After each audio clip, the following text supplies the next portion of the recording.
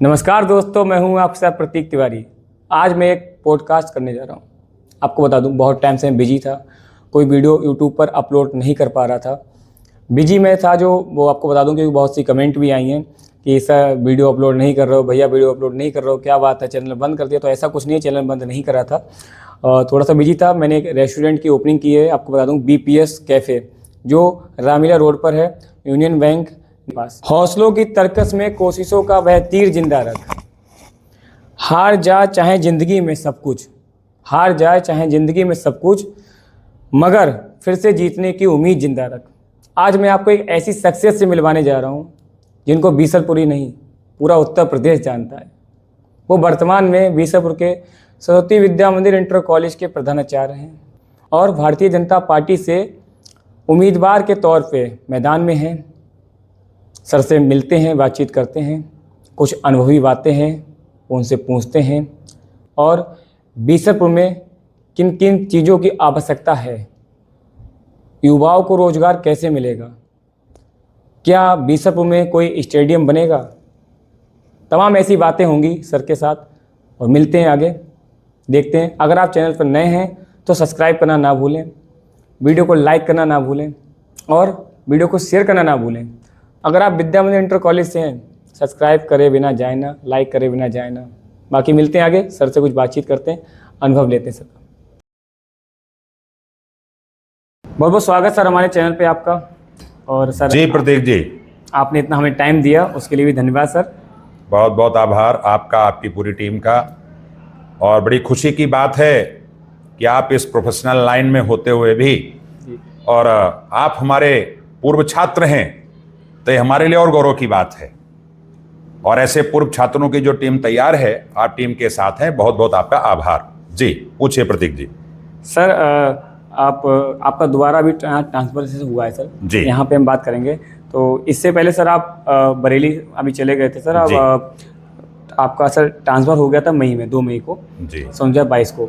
और सर इससे पहले आप यहाँ पर 1 अप्रैल में सन 2016 में आप जब आए थे, हाँ, जी। तो सर एक डर का माहौल बन गया था यहाँ, क्योंकि सर आपके बारे में बच्चों ने पहले भी सुना था, और सर आपके बारे में पता भी था बच्चों को कि आप आने वाले हैं और यहाँ के जो नियम है वो चेंज हो जाएंगे। जी जी। तो सर आप जब आए थे बीसलपुर, तो सर आपको कैसा लगा था?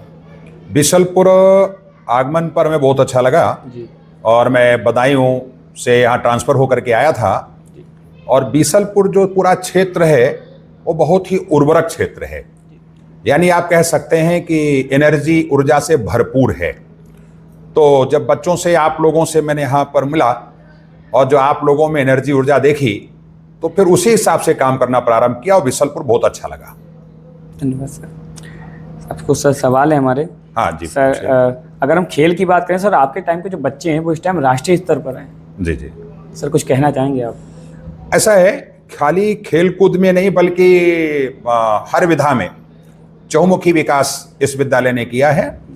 और बात जहाँ तक स्पोर्ट्स की है, तो तीरंदाजी से लेकर के, एथलेटिक्स से लेकर के, खो खो, बैडमिंटन, और इन सब क्षेत्रों में बालकों ने हमारे शतरंज में स्टेट और नेशनल लेवल पर खेल करके आए हैं। ताइक्वांडो में भी, कराटे में भी हमारे बच्चों ने बड़ा अच्छा प्रोग्रेस किया है, उनके लिए आशीर्वाद। और आगे और बच्चे बढ़ने वाले, जाने वाले हैं, और ये सिलसिला जारी रहेगा। सर सरकारी स्कूल और अस्पतालों की स्थिति सुधारने के लिए आप क्या करेंगे, बताएंगे सर? देखिए, सरकारी स्कूल और सरकारी स्कूलों के सुधारने के लिए तो प्रयत्न तो सरकार ही करेगी जी। हम सामाजिकता के नाते, जिस प्रकार से विद्या भारती, अखिल भारतीय शिक्षण संस्थान, जो हमारी संस्थाएं जिसके तहत चल रही हैं, मथुरा में एक अच्छा प्रकल्प किया और एक विद्यालय ने एक सरकारी स्कूल को गोद लिया और उसका कायाकल्प किया। तो सरकार के साथ हम लोग भी स्कूल सुधारने का काम कर रहे हैं और वो निरंतर हमारा जारी रहेगा। आप एक शिक्षक से प्रिंसिपल बनने तक का आपका अनुभव कैसा रहा सर? देखिए, हमेशा जो मनुष्य होता है वो कुछ न कुछ सीखता है। अब चूंकि मैं संगठन में काम करते करते संगठन को ऐसी आवश्यकता हुई कि इनको शिक्षा क्षेत्र में भेजा जाए, तो जय नारायण विद्या मंदिर इंटर कॉलेज बरेली से हमने सफ़र प्रारंभ किया और वहाँ से प्रधानाचार्य बन करके मैं बदायूं गया, 11 साल बदायूं में काम किया और 1 अप्रैल 16 को बरेली आ गया। फिर बीच में फिर जय नारायण में कुछ आवश्यकता हुई, हम लोगों का ट्रांसफर की प्रक्रिया है, तो 2 मई 22 को फिर मैं जय नारायण चला गया, वहां रहा। वहां पर भी बच्चे और परिणाम की दृष्टि से चौमुखी विकास किया और वहां से आने के बाद फिर संगठन को लगा कि इनको बीसलपुर भेजा जाए, वहां कुछ आवश्यकता है, तो पुनः बीसलपुर आ गया और फिर अपने अभियान में जुट गया। और शिक्षक वो हमेशा 24 घंटे का शिक्षक है, वो बच्चों से भी सीखता है, समाज से भी सीखता है और सफर बड़ा आनंददायक है, बड़े मस्ती के साथ। और मेरे को बड़ा गौरवान्वित महसूस करता हूं कि मैं शिक्षक हूं। सर क्या कभी कोई ऐसा छात्र रहा है जिसकी कहानी या संघर्ष ने आपकी आंखों में आंसू ला दिए? देखिए, अनेकों बार, जैसे मैं बदायूं में था जी। तो एक छात्र बहुत गरीब था, लेकिन पढ़ने में बहुत जुझारू, और जब उसके घर की परिवार की स्थिति को जाना समझा तो बड़ा कष्ट हुआ, लेकिन उसकी मदद की गई और उत्तर प्रदेश की सूची में 4था स्थान लेकर के आया। ऐसे ही जय नारायण में बालक आ रहा था, एक्सीडेंट उसका हो गया। चूंकि बच्चों से मैं स्नेह भी करता हूं और बच्चों को थोड़ा सा टोकता टाकता भी हूं, या उसको कह लीजिए मैं डांट डपट भी कर लेता हूं, चूंकि बच्चे और गुरु और पिता लगभग एक समान होता है। उसका एक्सीडेंट हो गया, बहुत मन को खराब लगा। शायद मैं पहली बार उतना रोया और बहुत दुख हुआ, आज भी नहीं भूल पाता हूं। ऐसे अपने बीसलपुर में कोरोना काल में एक परिवार के माता पिता दोनों खत्म हो गए थे। कोई नहीं, कुछ लोग गणमान्य व्यक्ति आए, किसी ने 10,000 की घोषणा की, किसी ने कुछ किया, लेकिन वो आया गया हो गया। फिर यहां प्रबंध समिति से बात करके उन तीनों बच्चों को पढ़वाना, लिखाना, मासिक खर्चा देना, ये सब पूरा करना, ये पूरा विद्यालय अपने सबके सहयोग से हो रहा है। तो ऐसे तमाम जीवन में छात्रों के द्वारा ऐसे ऐसे चीजें आ जाती हैं जो प्रेरणादायक होती हैं। सर एग्जाम के पेपर और डिप्रेशन से जूझ रहे छात्रों को आप इस पॉडकास्ट के जरिए क्या संदेश देना चाहते हैं? देखिए, एग्जाम में डिप्रेशन तो होना ही नहीं चाहिए। डिप्रेशन तो उसको होता है जो शॉर्टकट अपनाता है। जो साल भर पढ़ता है तो उसको डिप्रेशन होने नहीं चाहिए। एग्जाम के समय में तो उसको मस्ती के साथ आराम करना चाहिए और रिवीजन करना चाहिए, बड़ा रिलैक्स के भाव से रहना चाहिए। कारण, जब साल भर पढ़ेंगे, करत करत अभ्यास जड़मत होत सुजान, अगर इसको हम अपनाएंगे तो हमें कहीं कोई दिक्कत नहीं है। मैं तो आपके चैनल के माध्यम से ये सभी विद्यार्थियों को कहना चाहता हूं कि कभी भी डिप्रेशन में आने की जरूरत नहीं है। आप धीरे धीरे जो आपका लक्ष्य निश्चित कीजिए और उस लक्ष्य की प्राप्ति की ओर आप बढ़ते रहिए, उसका आकलन करते रहिए, और जब फाइनल एग्जाम हो तो उसको मस्ती के साथ देना चाहिए, उत्सव के साथ उसको देना चाहिए, और यह मान करके चलें कि मेरा लक्ष्य है 100% में अचीव करूंगा। तो इसलिए मेरा संदेश यही है कि मस्ती के साथ सारे काम करो, आनंद के साथ काम कीजिए, यही मैं कहना चाहता हूं। सर सरस्वती विद्या मंदिर इंटर कॉलेज के आप पहले ही प्रधानाचार्य रह चुके हैं जी। फिर से आपको बीसलपुर आने का दोबारा अवसर मिला है जी। पुनः इस पद पर, तो कुछ कहना चाहेंगे सर आप? हमारे यहाँ स्थानांतरण की प्रक्रिया है, तो कभी यहाँ, कभी वहाँ, कभी कहीं, जी। और दोबारा अवसर मिला है तो इसको और उत्सव के साथ हम इसको स्वीकार कर रहे हैं। जी। और जो हमारे पहले चरण में कुछ चीजें रह गई थी उसको अब सेकेंड चरण में पूरा करेंगे जी। और बड़े आनंद के साथ हम काम कर रहे हैं। सर क्या कभी आपने कोई सामाजिक या जनहित का कार्य किया है? हम लोग सामाजिक कार्यकर्ता के रूप में ही जाने जाते हैं। प्रधानाचार्य जो होता है जी। या विद्या मंदिर संघ के जितने भी अनुषांगिक संगठन हैं, वो सामाजिक कार्यकर्ता के रूप में ही जाने जाते हैं, और दिन रात 24 घंटे हम लोग समाज के हित में ही काम करते हैं। ये पढ़ाना भी प्रोफेशनल के साथ साथ में ये सामाजिक कार्य ही है। सर सरकारी स्कूल और अस्पताल की स्थिति सुधारने के लिए आप क्या कर सकते हैं? जैसा कि मैंने पहले ही बताया था कि सरकारी स्कूल और सरकारी अस्पताल को सुधारने के लिए हम आप कुछ नहीं कर सकते। जी। जो वहां पर ये पॉइंट है उनको अपनी मनस्थिति ठीक करनी पड़ेगी, और हम आपको उसके प्रति विश्वास रखना पड़ेगा, स्थिति अपने आप ठीक हो जाएगी। आपके क्षेत्र की समस्या क्या है, उसका क्या समाधान हो सकता है? ऐसा है ना, हमारा जो शिक्षा क्षेत्र है, जी। शिक्षा क्षेत्र में एक तो कोई ऐसी समस्याएं है नहीं। हाँ, अगर बीसलपुर क्षेत्र की समस्या देखी जाए शिक्षा के क्षेत्र में, तो यहां पर हायर एजुकेशन के लिए पर्याप्त संसाधन नहीं है, पर्याप्त व्यवस्था नहीं है। अगर टेक्निकल क्षेत्र में देखा जाए तो यहां पर कोई ऐसे साधन संसाधन नहीं है जिसके कारण कोई बच्चा या कोई स्टूडेंट टेक्निकल के माध्यम से, टेक्निक के माध्यम से, स्किल डेवलपमेंट के माध्यम से डेवलप हो सके और वो आगे बढ़ सके। तो यहां पर बीसलपुर क्षेत्र में अच्छे degree college, engineering college, medical college, skill development के लिए तमाम कुछ ऐसे साधन संसाधन, ये अगर यहां आ जाते हैं या मुहैया करा दे जाते हैं या हम लोगों के माध्यम से उपलब्ध हो जाते हैं, तो इस क्षेत्र के विद्यार्थियों के लिए यह स्वर्णिम अवसर होगा। सर, बीजेपी से कई उम्मीदवार हैं। वर्तमान में विधायक विवेक कुमार वर्मा जी हैं। कई उम्मीदवार लगे भी रहते हैं कि भाजपा से हमें टिकट मिल जाए। ऐसे में आप भी हैं, तो आपको लगता है कि भाजपा आपको टिकट का मौका देगी? देखिए, ये तो भारतीय जनता पार्टी जाने, ठीक है, हम एक परिवार के सदस्य होते हैं। अब माता पिता को क्या लगता है कि हमें किस बालक का कितना सहयोग करना है और किस बालक का कितना सहयोग करना है, यह तो भारतीय जनता पार्टी जाने।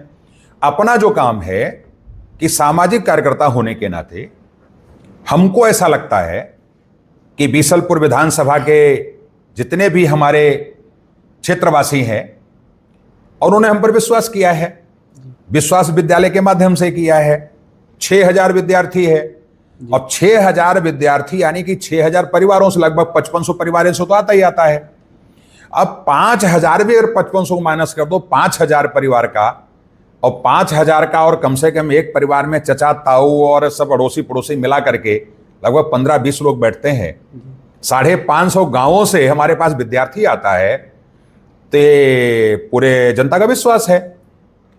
अब वो विश्वास ऊपर वालों को दिखे, भारतीय जनता पार्टी के अधिकारियों को दिखे, अगर वो टिकट देते हैं तो ये इतना विश्वास कायम हो जाएगा, और जो ये प्रॉब्लम्स हैं इतनी सॉल्व हो जाएंगी। शिक्षा के क्षेत्र में, रोजगार के क्षेत्र में अनेकों अनेक ऐसे कार्यक्रम यहां पर संचालित होंगे कि लोगों को भी लगेगा और पार्टी को भी लगेगा, नहीं, हमने इनको टिकट दिया है तो हमने बहुत अच्छा किया है। सर, अगर आप विधायक बनते हैं तो आप ऐसा क्या करेंगे जो कि अभी किसी विधायक ने नहीं करा है, किसी जिला पंचायत अध्यक्ष ने नहीं करा है, या किसी जिला पंचायत सदस्य ने नहीं करा है? आप ऐसा क्या कार्य करेंगे? देखिए, ऐसा है कि मैं कभी किसी चीज का व्यक्ति का तुलना नहीं करता जी।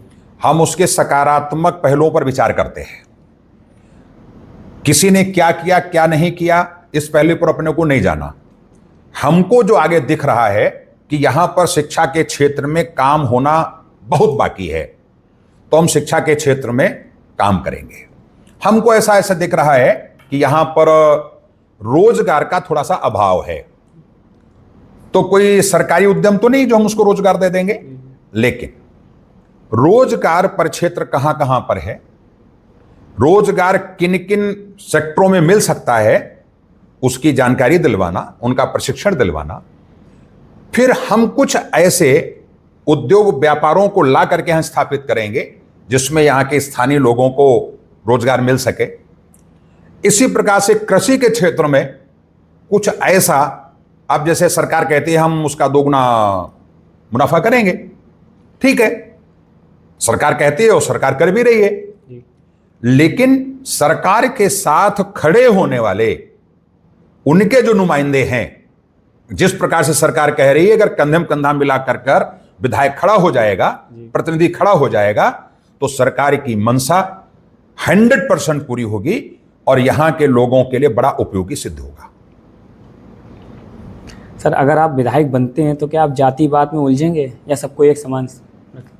देखिए, हम ऐसे संगठन से जुड़े हुए हैं जी, जहां पर जाति पाति का कोई प्रश्न नहीं उठता, और हम लोग परमात्मा में विश्वास रखते हैं जी। और कहते हुए हैं कि जगन्नाथ का भात, चूंकि अभी जगन्नाथ भगवान की यात्रा भी चल रही है और लोग उनके दर्शन भी करते हैं उनको स्पर्श करने का प्रयत्न करते हैं। बीसलपुर में जगन्नाथ यात्रा 16-17 तारीख में होने जा रही है, तो हम उस परंपरा को मानने वाले हैं। जगन्नाथ का भात जात न पूछे पात, और जगत पसारे हाथ जगन्नाथ का भात जात न पूछे पात। और हम तो प्रधानाचार्य हैं, हम इस विद्यालय में बैठे हैं। कभी मेरे पास कोई भी अभिभावक या कोई छात्र आता है जात से थोड़े आता है, तो हमारी कोई जाति नहीं है। और सर्व जो जातियां हैं उन जाति के हम हैं। हम गुरु जो होता है, गुरुर ब्रह्मा गुरुर विष्णु गुरुदेव महेश्वरः, गुरु साक्षात परम ब्रह्म तस्मै श्री गुरुवे नमः। तो गुरु और माता पिता ये एक समान होते हैं। तो हमारे लिए सर्व जाति समाज एक था, एक है, एक रहेगा। इसलिए उसमें कोई दुर्भावना की बात भी नहीं है, और हम करते भी नहीं हैं और करेंगे भी नहीं। सर, क्या बीसलपुर के युवाओं का एक सपना ये रह जाएगा कि स्टेडियम कभी बनेगा यहाँ या नहीं? ये सपना ही देखिए, चल रहा है। बीसलपुर युवाओं की ये स्वप्न तो खैर है ही है। जो 2016 में हमने स्टार्ट किया था, तो कुछ लोग अपने मिलने वाले लोग हैं, वो मिलिट्री से रिटायर्ड होकर के आए थे, अवकाश लेकर के आए थे। तो मैंने उनको बुलाया था, मैंने उनसे कहा था कुछ ऐसा किया जाए कि यहाँ पर युवाओं में बड़ी एनर्जी है, तो इनको राष्ट्र सेवा के लिए समर्पित किया जाए, प्रोत्साहन दिया जाए। तो उन्होंने कहा कि यहाँ पर स्टेडियम और ये, तो हमने कहा देखिए, युवाओं के लिए कोई मुश्किल नहीं होता, और हम लोगों के लिए भी कुछ मुश्किल नहीं है। प्रयत्न करते हैं, आगे बढ़ेंगे। हमने इसी विद्यालय के नाम, संस्था के नाम 22 बीघे जमीन खरीद ली है। हमें सरकार या किसी के भरोसे बात नहीं कर रहा हूं मैं। हम प्रयास कर रहे हैं, बच्चे तैयार हो रहे हैं। एसआरएम की फील्ड है, अपनी फील्ड है, अन्य फील्डें हैं, उस पर लोग बीसलपुर के विकास के लिए, कुछ हमारे रिटायर्ड फौजी निरंतर काम कर रहे हैं। हमारे बच्चे हैं, समाज के बालक हैं, निरंतर बढ़ रहे हैं। लगभग 125 से ऊपर अग्निवीर और मिलिट्री में भर्ती अपने बच्चे हो चुके हैं। और अगर ईश्वर हमें कोई अवसर देता है, तब तो क्या कहने। तो मेरा स्वप्न है, और स्वप्न को साकार करने के लिए 100% योगदान करेंगे। बढ़िया स्टेडियम बनवाएंगे, और उसमें फिर रोजगार मिलेगा, और बच्चों की भर्ती की प्रक्रिया, खेल कूद स्पोर्ट्स में अग्रणी भूमिका रहेगी। 100% स्टेडियम बनेगा। सर, जैसे अभी कोविड की बात करें, तो सर बीसलपुर में मतलब जो हमारा हॉस्पिटल, सरकारी अस्पताल है, उसमें इतने बेड नहीं हैं। तो सर, आपको लगता है कि बीसलपुर में जनता के लिए इमरजेंसी 50 बेड का हॉस्पिटल होना चाहिए? देखिए, अब तो जब से उत्तर प्रदेश सरकार भारतीय जनता पार्टी की बनी है, केंद्र में भारतीय जनता पार्टी सरकार बनी है, रोडों का जाल बिछा दिया गया है जी। तुम तो मेरे सामने बच्चे थे, उस समय तो आप थे भी नहीं जी। लेकिन ऐसी दुर्दशा थी बीसलपुर की कि आप डायरेक्ट आज जो बीसलपुर बरेली जा रहे हैं चुर्रा और भुता होकर के, तो ब्लॉक हो जाता था। तो आपको इधर से पीलीभीत होकर के जाना पड़ता था। इसी प्रकार से अस्पताल की बहुत महती आवश्यकता है, और आप यकीन मानिए कि सरकार इस विषय में सोच भी रही है। और अगर अपने को अवसर मिलता है तो सरकार की मंशा के अनुरूप में लगूंगा, और अस्पताल बहुत बड़ा अस्पताल बनेगा, और यहां के लोगों को उसकी सुविधा मिलेगी। सर, उत्तर प्रदेश की सरकार में बच्चे पेपर देकर आते हैं, और सर पेपर लीक हो जाता है। कुछ कहना चाहेंगे सर आप इस बात? देखिए, इसमें सरकार की गलती नहीं है जी। सरकार में लगे हुए कुछ जो नुमाइंदे या एजेंसीज हैं, फिर कुछ लोग, चूंकि समाज में हर प्रकार के लोग रह रहे हैं, ये 5 उंगलियां बराबर नहीं है, तो उसमें से कहीं न कहीं कोई न्यूनता ऐसी रह जाती है, या कह लीजिए कोई ना कोई विश्वासघात कर जाता है, कोई ना कोई ऐसी चूक हो जाती है जिसके कारण ऐसा पेपर लीक होता है। लेकिन सरकार चेती, सरकार को लगा कि ऐसा कुछ हो रहा है, हमारे लोग गड़बड़ कर रहे हैं। आप देखिए, शक्ति के साथ वो पेश आए, और अभी पेपर कराया, बड़ा शानदार पेपर हुए हैं, और लीक नहीं हुआ। और मैं जहां तक समझता हूं, अन्य आगामी जितने भी पेपर होंगे वो कोई लीक नहीं होंगे। सर, महिलाओं की सुरक्षा और सशक्तिकरण के लिए आप क्या योजना लाएंगे? देखिए, मातृ शक्ति के लिए तो अपनी भारतीय संस्कृति सनातन में ही है जी, कि हम माताओं बहनों को देवी मानते, दुर्गा मानते हैं। और दुर्गा पूजन में, नवरात्रियों में हम बहनों की छोटी छोटी बच्चियों से लेकर बड़े बच्चों तक पूजन भी करते हैं। और सशक्तिकरण के लिए भारत सरकार ने, उत्तर प्रदेश सरकार ने मिलकर के अभी एक संविधान में एक प्रकार से कह लीजिए कि बिल ला रही थी। बिल का लोगों ने विरोध किया जी। और भारत सरकार ने कहा भी कि भाई हम सशक्तिकरण के लिए महिलाओं को आगे बढ़ाना, 50% आरक्षण देना है। तो उसी में अपना भी योगदान है और हम चाहते भी हैं। आप अपने इस विद्यालय में देख लीजिए, हमारी बालिकाओं बालकों में कोई अंतर ही नहीं है। लोग अलग अलग सेक्शन करते हैं, हम एक ही सेक्शन में बालक बालिकाओं को पढ़ाते हैं। तो हमारा तो शुरू से ही एक ही मत है, बालक बालिकाओं में कोई अंतर नहीं। सर, अगर आप इलेक्शन जीतते हैं तो पहले 100 दिनों में आप ऐसा क्या काम करवाएंगे जो युवाओं के हित में हो? देखिए, पहले 100 दिन की बात करना ये अलग बात है। जब भारतीय जनता पार्टी टिकट देती है तो एक आम जनमानस का विश्वास है कि हमें उसको जिताना है।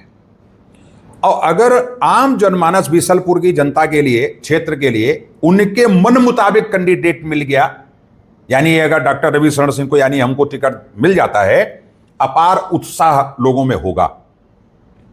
तो सबके साथ बैठ करके, चूंकि बीसलपुर क्षेत्र ऐसा तो है नहीं कि केवल बिलसंडा की एक समस्या वही है, जो बीसलपुर की वही समस्या है, या बरखेड़ा का कुछ क्षेत्र हमारा विधानसभा लगता है उनकी वही समस्या है। समस्या अलग अलग है। उनके साथ बैठ करके किसकी क्या समस्या है, समस्या को नोट करके उस पर विचार करके फिर अगला कदम हम उठाएंगे। और बात रही 100 दिन की, तो 100 दिन में हम ऐसा करके दिखाएंगे, सबके सहयोग से लोग याद करेंगे। और शिक्षा, स्वास्थ्य, सुरक्षा, रोजगार, इन 100 दिन में इन पर हम काम करेंगे और उसका परिणाम भी करके दिखाएंगे। सर, आपके लिए, आपके जीवन में सबसे बड़ा रोल मॉडल आपका कौन है, जो मतलब जिससे आप शिक्षा लेते हैं, या कुछ महान कोई, मतलब जो कोई आपका शिक्षक है या कोई राजनेता है आपके जीवन में? देखिए, हमारे अपने रोल मॉडल हमारे माता पिता है, और माता पिता को प्रथम प्राथमिकता में रखता हूं, उसके बाद हमारे गुरुजन हैं। दूसरा, जिस संगठन से मैं जुड़ा हुआ हूं, इस संगठन में रोल मॉडल की तो एक श्रृंखला है। तो जिसके संबंध में कुछ भी सोचता हूं हमें, और वो 21 यानी अब ही नजर आता है।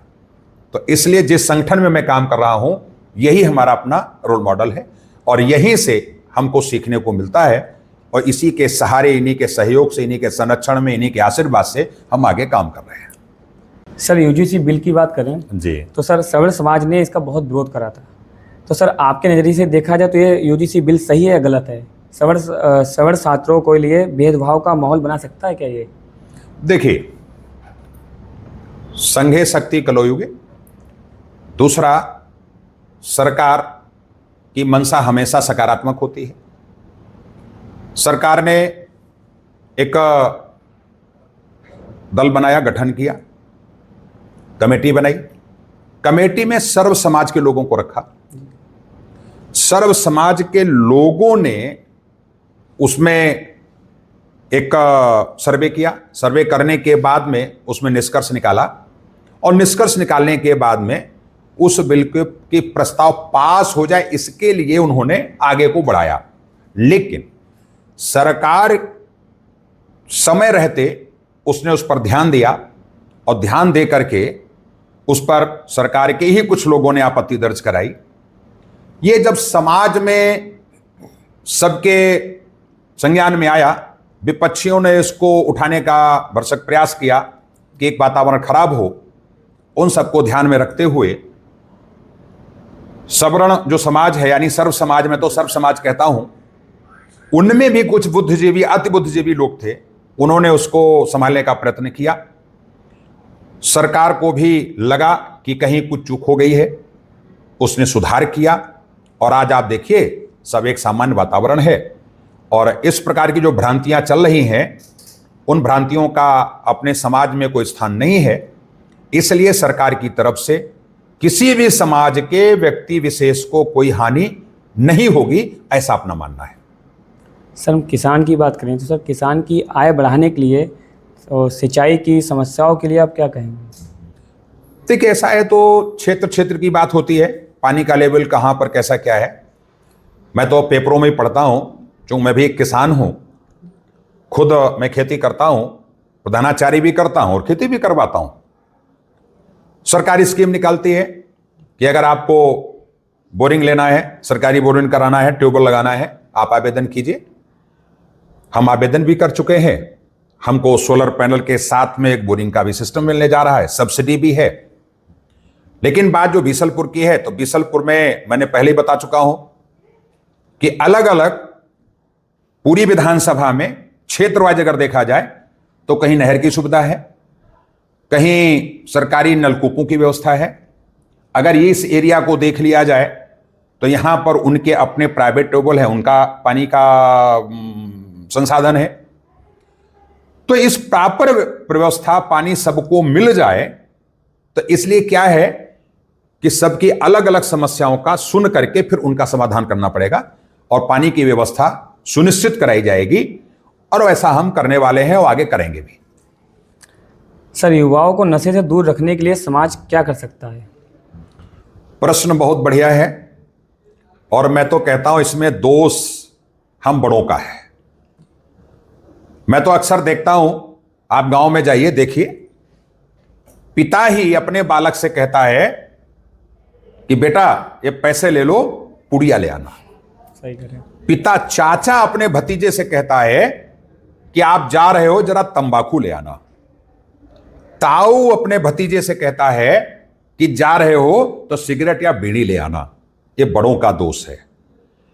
हम पहले छोड़ें तब हम उनकी बात करें, लेकिन हम अगर गलती कर रहे हैं तो हमारे बच्चे गलती ना करें, इसलिए हम लोग उनको टोकते भी हैं, बात भी करते हैं।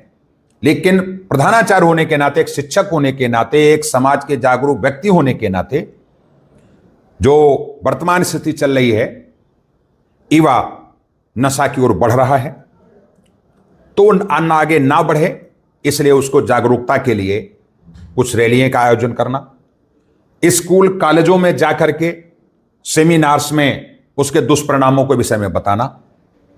इस प्रकार के अभियान सरकार भी चला रही है, हम लोग भी चलाते हैं, आए दिन हम रैलियां निकालते हैं। मैं जिस घर परिवार में जाता हूं, अगर मेरे को लगता है कि यहां पर कुछ ऐसा है, तब मैं उनसे व्यक्तिगत दक्षिणा के रूप में मैं उनसे मांग लेता हूं, और मैं अपने को गौरवान्वित महसूस करता हूं कि आज मेरे पास लगभग सैकड़ों लोग हैं कि जो मेरे कहने से उन्होंने व्यसन छोड़ा है। और मैं जहां तक समझता हूं, इस प्रकार का अगर ग्रुप तैयार हो जाता है तो जो हमारे युवा हैं वो नशा से दूर भागेंगे और भाग भी रहेंगे। और आप ये यकीन मानिए कि नशा की ओर जो युवा बढ़ रहा है, अब आगे नहीं बढ़ने वाला है, वो जागरूक हो रहा है। हम देखते हैं छोटे छोटे बच्चे होते हैं जो सर 8 साल के हैं, 10 साल के हैं, वो भी सर सिगरेट पीते हैं और तमाम चीज़ें। कुछ फैशन का भी है कि हमारा साथी पी रहा है तो हम भी पी लें। संगति का असर भी पड़ता है, लेकिन उस संगति को हम बड़ों को बाज करना पड़ेगा, संगति से दूर करना पड़ेगा, और उसके परिणाम, दुष्परिणाम के, सत्परिणाम के विषय में बताना पड़ेगा।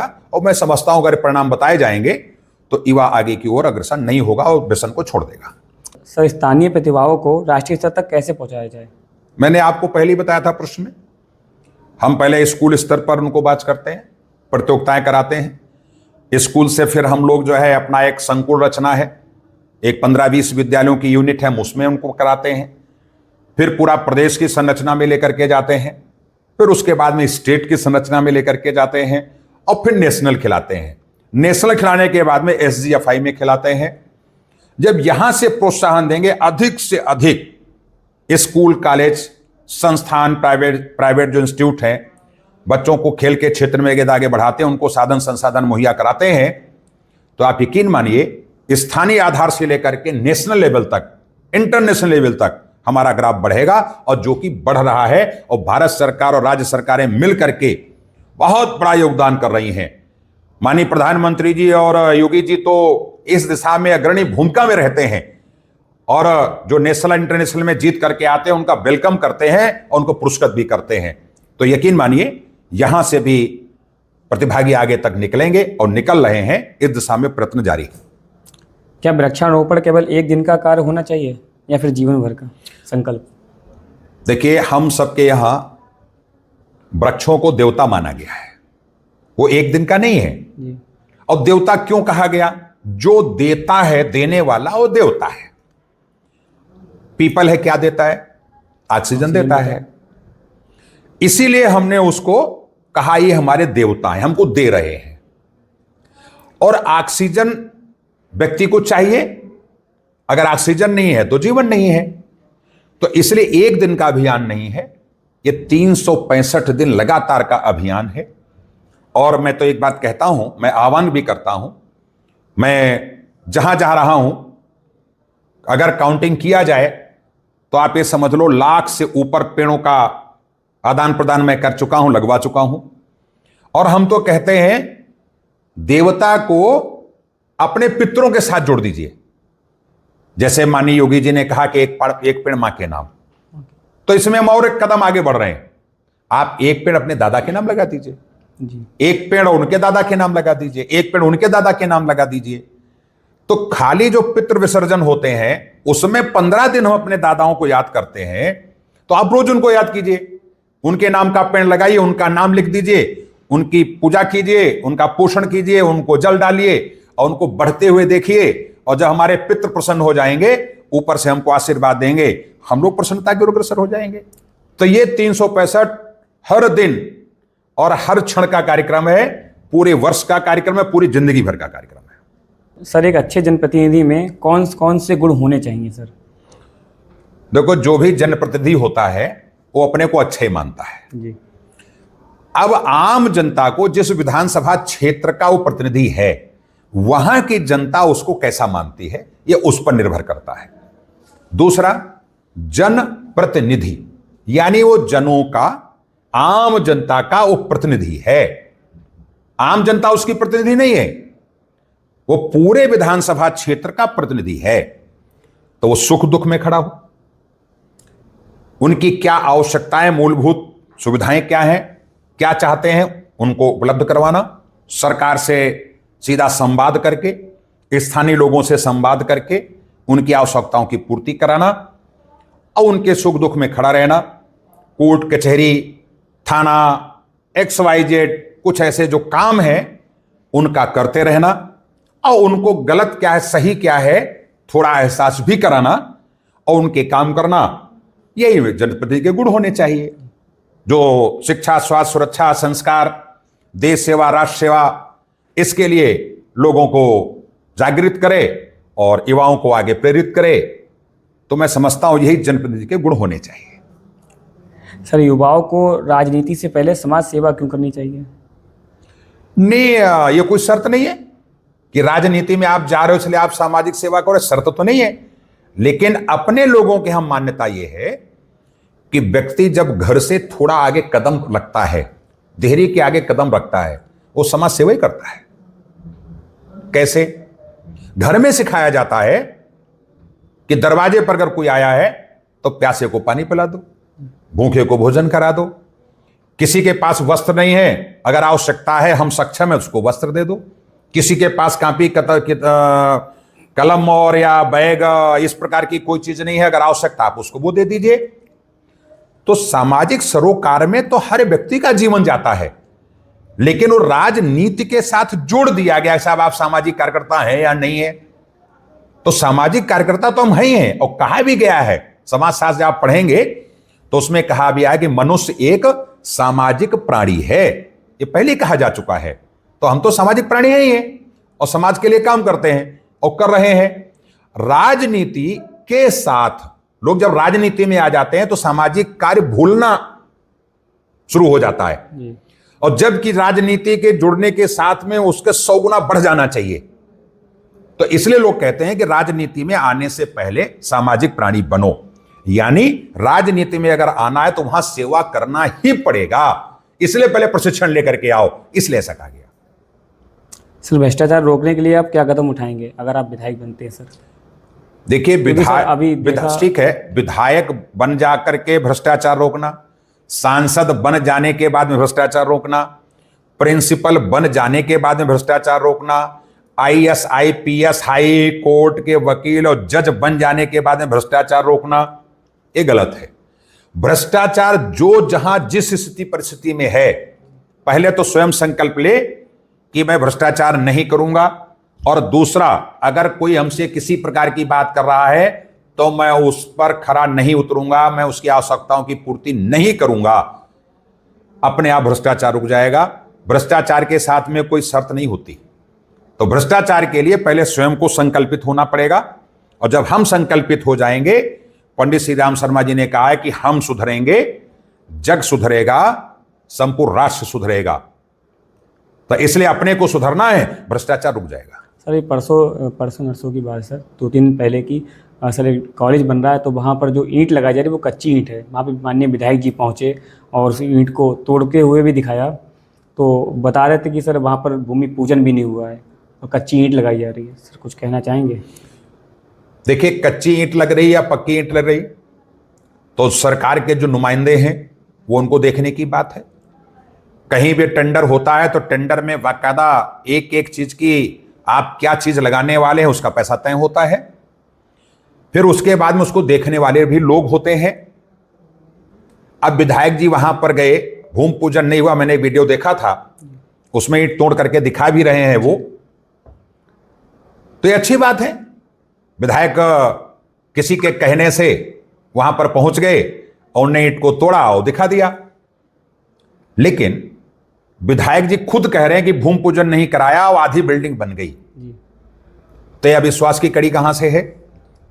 इसका मतलब विधायक को भी वहां की चिंता नहीं है, और जो वहां लोग लगे उनकी विधायक की चिंता नहीं है।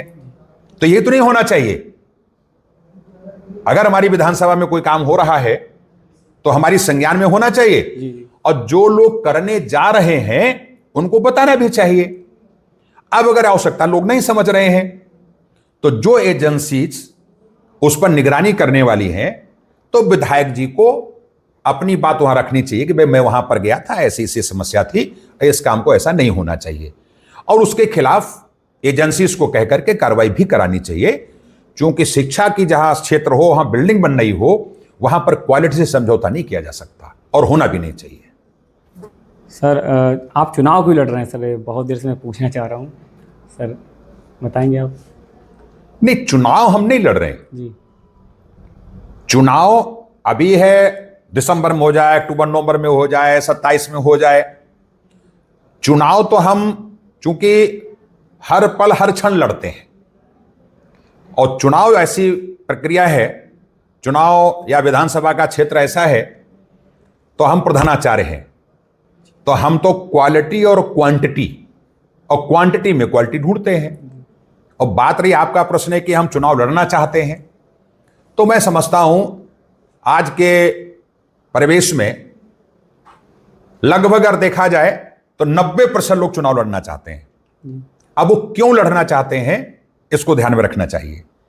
और आपका जो प्रश्न है तो मैंने पहले ही बताया है, भारतीय जनता पार्टी अगर विश्वास करती है, वो टिकट देती है, तो मैं चुनाव लड़ूंगा, दमदारी के साथ लड़ूंगा, पूरी जनता के सहयोग के साथ लड़ूंगा। आज 10-12 सालों में जो तरुणाई है, युवा है, जैसे आज आप भी वोटर हैं, जब 16 में आया था तो उस समय आप बहुत छोटी कक्षा में थे, लेकिन आपके मन के अंदर उमंग तरंग था कि अगर प्रधानाचार्य जी को टिकट मिलता है, चुनाव में लड़ते हैं, तो हम अपनी पूरी भूमिका दिखाएंगे। उस समय आप थोड़ा सा माता पिता के शिकंजे में थे, आज तो आप स्वतंत्र हैं, और आपके जैसे युवा 85,000 आज मैदान में है। तो जब भारतीय जनता पार्टी हमको टिकट देगी, मैदान हम आएंगे, उस समय एक दृश्य देखने लायक होगा, उमंग उत्साह देखने लायक होगी। और बात रही हमारी, तो हम तो हर पल हर क्षण चुनाव ही लड़ रहे हैं, क्षेत्र में जा रहे हैं, काम कर रहे हैं। एक एक गांव का छात्र हमारे इस विद्यालय में 16 सालों से पढ़ रहा है। हर गांव में कम से कम अगर वहां पर 100 युवा हैं, तो उसमें से 90 इस विद्यालय से पढ़ करके गए हैं। तो आप सोच सकते हो कि हमारी तैयारी कोई आज की थोड़े चल रही है, कोई पंचवर्षीय की योजना की थोड़े चल रही है। मेरी तैयारी 3 पंचवर्षीय योजना से चल रही है। तो हम तो 15 सालों से चुनाव लड़ रहे हैं, और अगर मौका मिलता है तो चुनाव कैसा होगा ये ऊपर के लोग भी देखेंगे, और यहां के क्षेत्र में जो एक जन भावना है, जो जिस प्रकार का चुनाव लड़ाना चाहते हैं, आप ऐसा भाव देखिएगा। सर क्या आपको लगता है कि भारतीय जनता पार्टी भेदभाव कर रही है? क्योंकि सर जो विधायक इस टाइम है हमारे विवेक वर्मा जी हैं, उनसे पहले जो विधायक थे वो उनके पिताजी थे, तो सर लगातार एक ही घर में टिकट चल रहा है। देखिए, भारतीय जनता पार्टी कहती है कि मैं परिवारवाद पर विश्वास नहीं करता। जी जी। देखिए, इसमें मैं कुछ नहीं कह सकता, कारण ये तो भारतीय जनता पार्टी का जो नेतृत्व है वो विचार करता है। उनको ऐसा लगा होगा कि रामशरण वर्मा जी हैं विधायक, वो मंत्री भी रह चुके थे जी। और शायद वो सपा में भी गए थे, वो हार गए थे, उसके बाद में वो भारतीय जनता पार्टी में आए, जीते, मंत्री भी बने, और अभी जो पिछला चुनाव हुआ था उनका मैंने एक स्टेटमेंट भी देखा था, सुना भी था कि जब माननीय योगी जी मुख्यमंत्री बने तो उनका स्टेटमेंट भी था, क्या मैं मुख्यमंत्री नहीं बन सकता, मैं तो उनसे ज्यादा योग्य हूं।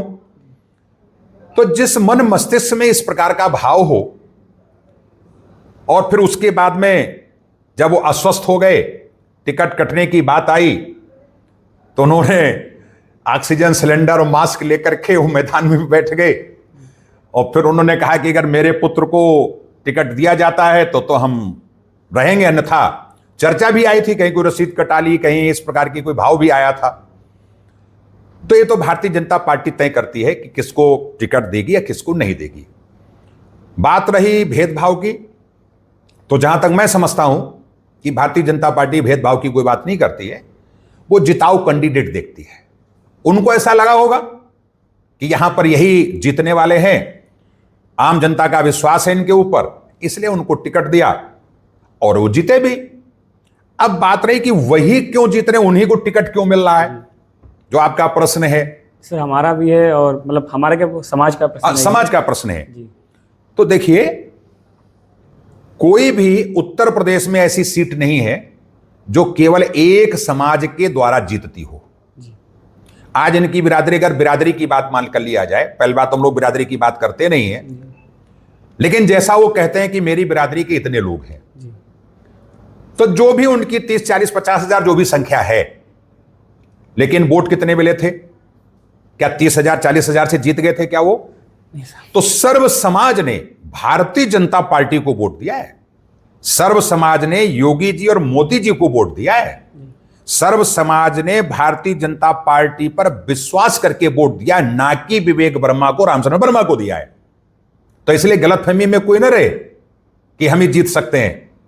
भारतीय जनता पार्टी बीसलपुर विधानसभा में जिसको भी टिकट देगी, आम जनमानस, आम जनता उसको जिताएगी। दूसरा, अगर जनता के मुताबिक टिकट हो जाता है तो चौगुने उत्साह उमंग के साथ वो जिताएगी। और मैं जहां तक समझता हूं कि बीसलपुर विधानसभा की सीट अगर भारतीय जनता पार्टी विचार करके देती है और टिकट चेंज कर देती है तो दोगुने वोटों से ये सीट जीतने वाली है, ऐसा मेरा विश्वास है। सर कल की बात की आपने वीडियो देखा होगा, एक वायरल वीडियो हो रहा है, इसमें पूर्व विधायक रामशरण वर्मा वो एक व्यक्ति के थप्पड़ मार रहे हैं, उसमें क्या कहना चाहेंगे आप? वहाँ पे जनता की समस्या सुनने के लिए पहुंचे थे। देखिए, उस समय उनका क्या विवेक रहा होगा, और भारतीय जनता पार्टी ने उनका टिकट काटा इसीलिए था कि ओवर एज हो गए थे। लेकिन ओवर एज होने के कारण जिस प्रकार की जिद करके उन्होंने अपने बेटे को टिकट दिलवा दिया था, तो उनकी जिद के ही कारण यहां के जो विकास में है वो बाधित है, उनकी जिद के कारण है। उनकी जिद के कारण दो एक विशेष वर्ग के लोग उनके दरवाजे पर नहीं जाते हैं। उन्हीं के जिद के कारण जनप्रतिनिधि पर रिपोर्ट लिखवा देते हैं। वो अपनी जिद के कारण, पिछला जो इलेक्शन हुआ था तो उन्होंने कहा ये प्रधानाचार्य है, और ये प्रधानाचार्य के पास में 2-3 गाड़ियां कहां से आई, इसके पास ये संपत्ति, मैं इसकी जांच कराऊंगा। उन्हीं की अपनी जिद के कारण, हठ धर्मता के कारण वो अपने साथ, जो उनके साथ लोग लगे रहते हैं, उनकी जांच करा देते हैं, नालों को खुदवा देते हैं, स्कूलों को तोड़वा देते हैं, स्कूल बन रहा था, वो 2 ईंट ला करके उसको बजा के दिखा, तोड़ के दिखा दिया, तो ये जिद्दें तो है और क्या है। तो उन्हीं की जिद के कारण, चूंकि अपनी जिद के आगे वो नहीं किसी को पूछते, और भरे समाज में किसी की बेइज्जती कर देना, थप्पड़ मार देना, ये शोभा नहीं देती। अब चूंकि बुजुर्ग हैं और एक कहते भी 60 वर्ष के बाद में कुछ बुद्धि, तो हम उस विषय पर नहीं जा रहे हैं, लेकिन उन्होंने गलत किया, उनको ऐसा नहीं करना चाहिए था। अगर उन आवेश में आ भी गए, क्रोध में आ गए, तो हट जाना चाहिए था, लेकिन वहां पर हाथापाई नहीं करनी चाहिए थी। मैं इसका विरोध करता हूं। सर जैसे अगर आप चुनाव लड़ते हैं सर, तो आपको लगता है कि आपका टकराव सामने के एक ऐसे व्यक्ति से होगा जिससे आप मतलब चुनाव में आपको थोड़ी सी दिक्कत हो सकती है? देखिए, मैं यहां प्रधानाचार्य हूं, मेरा टकराव किसी से नहीं है। जैसे चुनाव के टाइम मैं बता तो रहा हूं ना, मैं प्रधानाचार्य हूं, हमारा किसी विद्यालय से किसी से कोई टकराव नहीं है, क्योंकि इसमें प्रतिस्पर्धा का क्षेत्र है। हम अपना विद्यालय चला रहे हैं, दूसरे अपना अपना चला रहे हैं, वहां हमारा कोई टकराव नहीं है। ऐसे ही जब मैं राजनीति में, भारतीय जनता पार्टी हमको टिकट देगी और जब हम मैदान में आएंगे, तो मेरा टकराव किसी से नहीं होगा, न मेरा मुकाबला किसी से है। क्यों? आम जनमानस, आम जनता, बीसलपुर की जितनी भी विधानसभा के क्षेत्रवासी हैं, वो जनता जनार्दन है, और जनार्दन ने अगर पहले से निश्चय कर लिया है कि हमें भारतीय जनता पार्टी के प्रत्याशी को जिताना है, और उसमें भी डॉक्टर रविशरण सिंह को चूंकि हमारे अनुरूप हैं, हमारे स्वभाव के अनुरूप हैं, हमारे विश्वासी हैं और हमारे लिए उपयुक्त हैं, हमारे हित के लिए हैं, तो और दुगने उत्साह से लगेगी और हमको जिता के भेजेगी। इसलिए हमारा किसी से कोई टकराव नहीं है, ना किसी से मनमुटाव है। विभिन्न पार्टियां अपने अपने प्रत्याशी उतारती हैं, वो अपना प्रयत्न करेंगे, हम अपना प्रयत्न करेंगे, और आम जनता हमको चुन करके आगे भेजने वाली है। इसलिए मेरा किसी से कोई टकराव नहीं। हां, जो टकराएगा तो आम जनता उसको प्रत्युत्तर देगी, चूर चूर हो जाएगा। सर आपका बहुत बहुत धन्यवाद, आपने हमें इतना टाइम दिया, और सर बिना किसी डर के, बिना किसी हिचकिचाहट के आपने हमारे लगातार प्रश्नों के उत्तर दिए, उसके लिए आपका बहुत बहुत धन्यवाद सर। आभार, आपका आभार प्रतीक जी, पूरी टीम का आभार, और फिर मिलते हैं जी नए उमंग उत्साह के साथ। भारत माता की जय। जय।